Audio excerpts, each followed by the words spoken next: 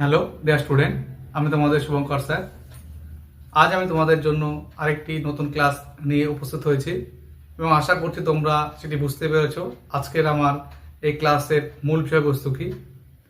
এই ক্লাসে আমি তোমাদের সাথে আলোচনা করতে চলেছি আগামী যে এসএলএসটি একাদশ দ্বাদশের ইতিহাস বিষয়ের ইন্টারভিউ, এবং তোমরা জানো যে ইন্টারভিউ লিস্ট খুব শীঘ্রই আসতে চলেছে এবং সেখানে তোমরা জানো যে একটি ভ্যাকান্সি লিস্ট যখন ফর্ম ফিল আপটা হবে, নোটিফিকেশনটা বেরিয়েছিল, তখন একটা ভ্যাকান্সি লিস্ট বেরিয়েছিল যে কোন বিষয়ে ক্ষেত্রে কত সিট সেখানে তারা উল্লেখ করেছিল এবং একইভাবে সেখানে ইতিহাস বিষয়ে একাদশ দ্বাদশে কত সিট ছিল তা তারা একটি প্রিলিমিনারি একটি ভ্যাকান্সি দিয়েছিল। এবং তোমাদের আমি আগেও বলেছি যে এই ভ্যাকান্সিতে কিন্তু কিছু কিছু আসন সংখ্যা বাড়তে পারে এবং বাড়তে চলেছে, অবশ্যই বাড়তে চলেছে।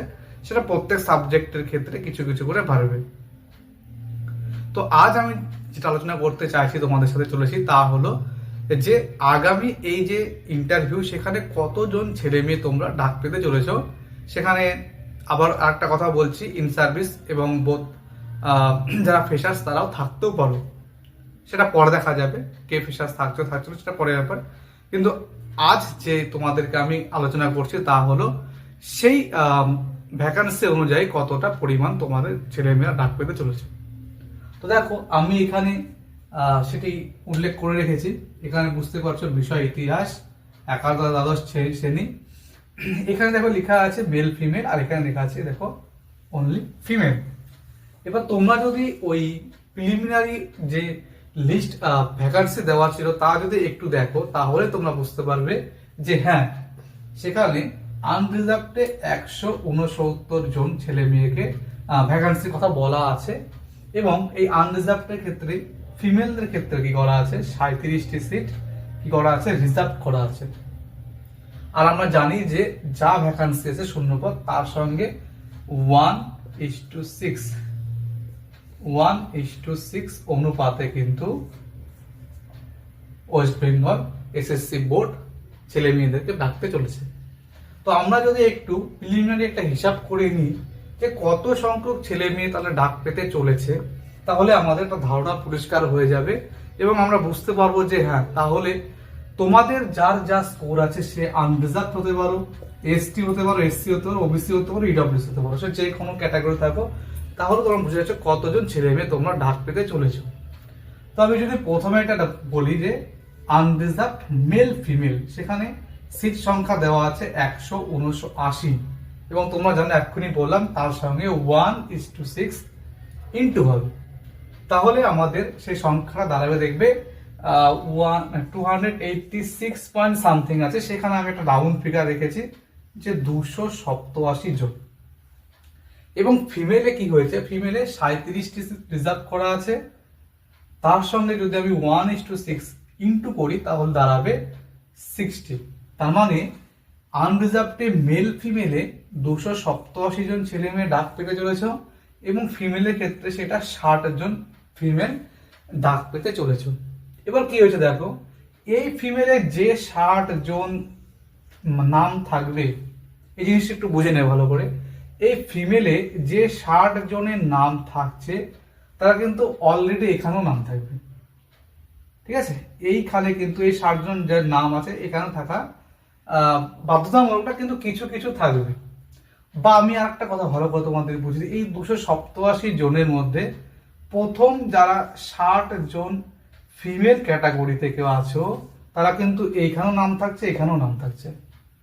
অতএব কোনো ফিমেল ক্যান্ডিডেট যদি মেল ফিমেল ক্যাটাগরিতে সিটটি নিয়ে নেয়, তাহলে কিন্তু এইখান থেকে তখন 61, 62, 63 অর্থাৎ যাদের স্কোর অনুযায়ী যারা পরের দিকে আছো, কোনো ফিমেল ক্যাটাগরির মেয়ে যদি এখান থেকে সিটটি নিয়ে নেয়, তারা কিন্তু অটোমেটিক 61, 62, 63 বা পরের মেয়েগুলো কিন্তু বা ফিমেল ক্যান্ডিডেট এখানে কিন্তু ইনক্লুড হয়ে যাবে।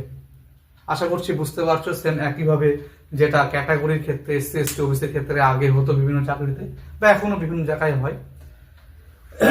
তো এই জায়গাটা একটু বুঝে গেলে নেক্সট আমি বলবো এসটি। তো এসটিদের ক্ষেত্রে দেখবে 26টি সিট বলা আছে মেল ফিমেলের ক্ষেত্রে, যদি আমি এটাকে 1.6 দিয়ে ইন্টু করি তাহলে দাঁড়াবে 42 জন, এবং একই ক্ষেত্রে ফিমেল ক্যাটাগরিতে 5টি সিট রিজার্ভ আছে, সেটা দাঁড়াবে 8 জন। তারা 8 জন ছেলে মেয়েকে তারা কিন্তু ডাকছে। আর এসসির ক্ষেত্রে একইভাবে 91 জন, এবং দেখো কি করেছে যে তাকে যদি আমি 1.6 দিয়ে ইন্টু করি তাহলে দাঁড়াবে 146 জন।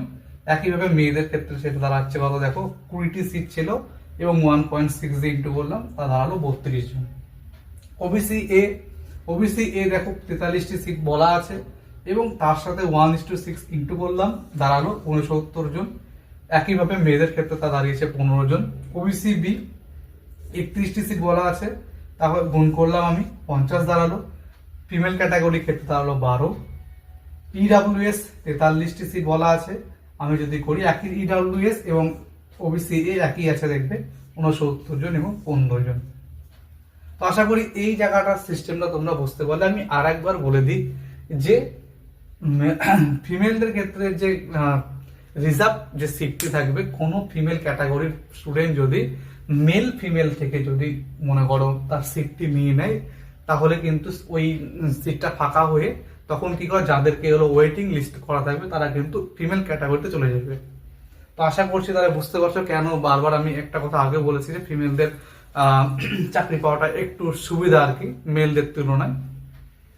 আচ্ছা, আর একটা কথা বলি, এই যে এখানে যে তোমাদের সংখ্যাটা দেখতে পাচ্ছ 287, 42, 46, 146, 69, 50, 69, এটাই কিন্তু ফাইনাল না।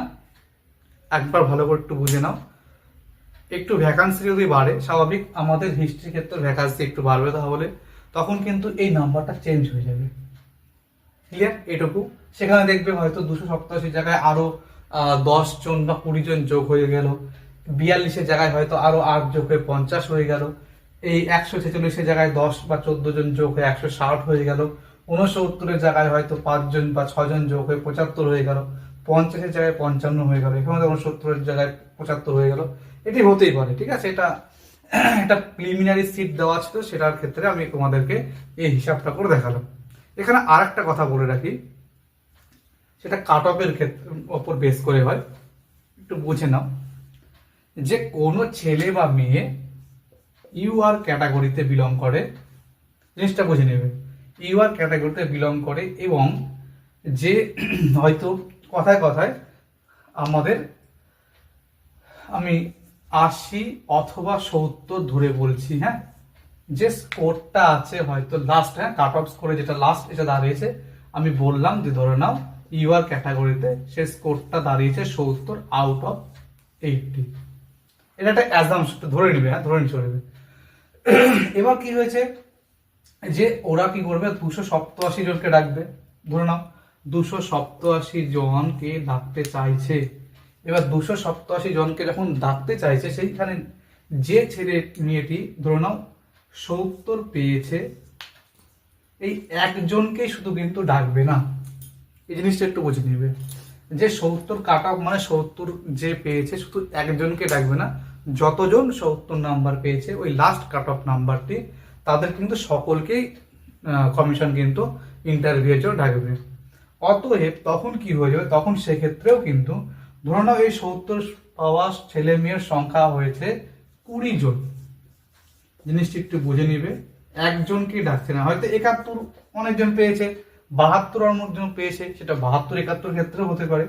আমি বলছি যে শেষ কাট অফ যে সংখ্যাটা থাকবে, নাম্বারটা থাকবে, সেই সংখ্যাটা কিন্তু অনেকজন পেতে পারে, সেটা 20 জন হতে পারে, 50 জন হতে পারে, 10 জন হতে পারে, 5 জন হতে পারে। আমি 20 জন ধরে নিয়ে চললাম, তখন কিন্তু এই 20 জনকে কিন্তু কমিশন ডাকতে বাধ্য। আশা করি বুঝতে পারলে।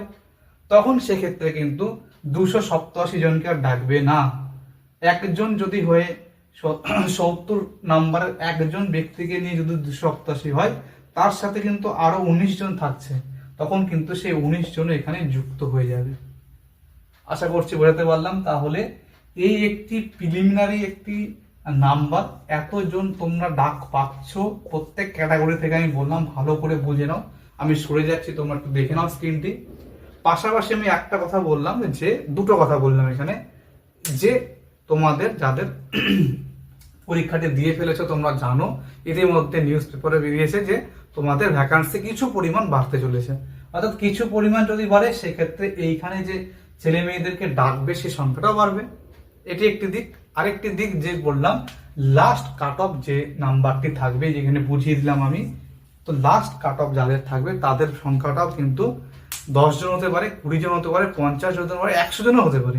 অর্থাৎ যে নাম্বারটি সবার শেষে থাকবে সেই নাম্বারের ছেলে মেয়েদেরকে প্রত্যেককে কিন্তু তোমরা ডাক পেতে চলেছো।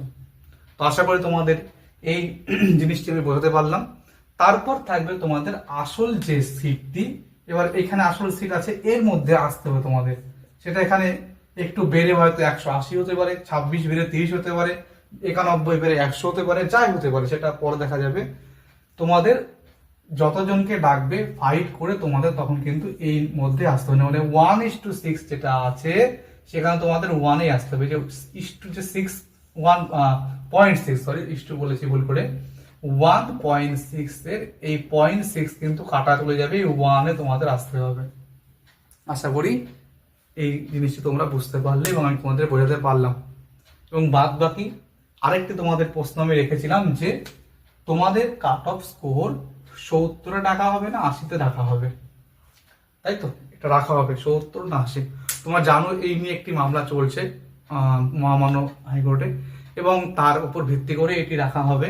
তবুও যতটুকু আমি জানলাম বিভিন্ন সোর্সের মাধ্যমে, তার সম্ভাবনা যে তোমাদের কিন্তু স্কোর এই কাট অফটি 80 হওয়ার সম্ভাবনায় ধরে নিয়ে চলবে বেশি। তো তোমরা এইভাবে মানসিকভাবে প্রস্তুতি নাও। এবং আমি তোমাদের বলে দিতাম যে ওই কটা সিট আছে মানে ওই কজনকে ডাকছে না, এটা প্রত্যেকেই আমরা জানি, নতুন করে কিছু বলার নেই। যে তুমি যে সেই ছেলেটা বা মেয়েটা হবে না এরকম কোনো কিন্তু গ্যারান্টি দিতে পারবে না। তুমি ধরে নিয়ে চলবে যে হ্যাঁ আমি এই নাম্বারটার মধ্যে থাকার সম্ভাবনা আমার আছে, আমি সেভাবে প্রিপারেশন নিয়ে আমি কি করবো, আমি এখানে আসবো 1:6 থেকে আমি 1-এর মধ্যে আসবো। সরি ভুল করে বারবার 1:6 বলছি, 1.6 থেকে আমি শুধু 1-এ আসবো। এই চেষ্টাটা কিন্তু তোমাকেই করতে হবে। এর জন্য তুমি যে কদিন সময় পাচ্ছ ভালো করে পড়াশোনা করো। এবং বিভিন্ন মাধ্যমে, তোমরা জানো এখন বিভিন্ন মাধ্যমে আমরা বিভিন্নভাবে অন্যান্য দূষিত খবরও কিছু পরিবেশন হয়ে যায়, সেগুলোর থেকে একটু আমাদেরকে ওই খবরগুলো একটু ইগনোর করে যেটা আমাদের অরিজিনাল গ্রহণ করার খবর সেগুলো গ্রহণ করে আমরা এগোবো। তো আজ এই পর্যন্তই। ভালো লাগলে অবশ্যই ক্লাসটি একটি লাইক দেবে, আমাদের সাথে জুড়ে থাকে এরকম আরও ক্লাস পেতে অবশ্যই আমাদের চ্যানেলটিকে সাবস্ক্রাইব। সকলকে ধন্যবাদ।